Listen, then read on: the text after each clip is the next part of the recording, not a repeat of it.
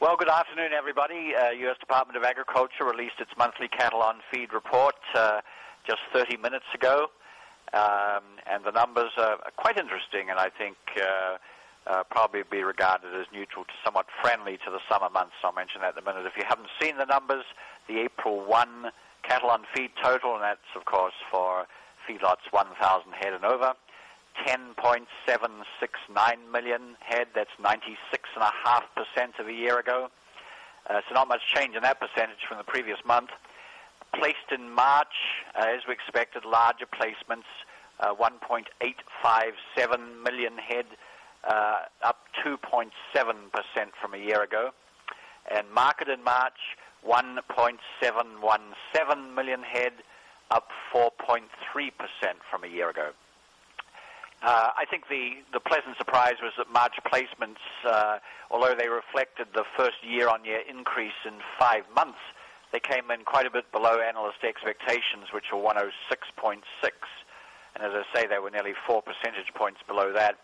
But in addition, when you look at the weight breakdown, feedlots actually placed 85,000 or 15% fewer cattle in the heaviest weight category, which is 800 pounds and over, than in March last year. And there was a concern that perhaps some very heavy, quite large numbers of those heaviest weight cattle would be placed against the summer market. So that's why I think this is quite friendly to the summer market.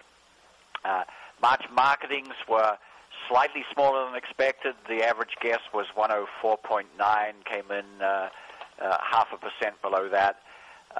And also those March marketings reflected one additional slaughter day. That normally adds about 4.5%.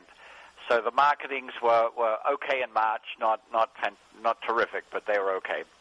All this meant that we certainly the smaller than expected placements made the cattle on feed total 0.6% below expectations. So we've still got pretty tight supplies, and when I look at that and carcass weights, number of market-ready cattle, we've got somewhat tighter supplies going forward for the next 2 or 3 months than we might have expected, possibly into the summer, as I say.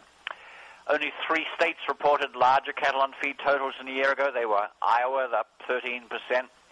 They've been running at that year-on-year increased levels for some time now. Washington up 7%, South Dakota up 4%. Conversely, the Texas cattle on feed total was down 6%.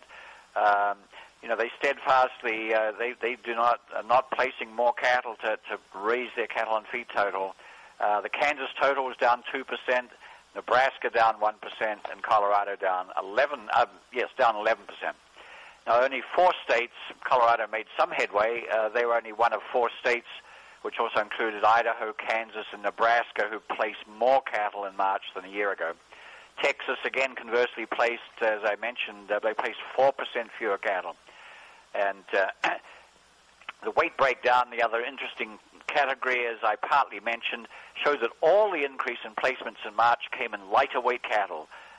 Just splitting that categories in two, the 700 pounds and under saw a year-on-year increase of 19.4%, and that's a quite a whopping 125,000 cattle, and a lot of those came in the lightest weight category, which is under 600 pounds. So the industry placed 90,000 more calves than a year ago, which is quite something.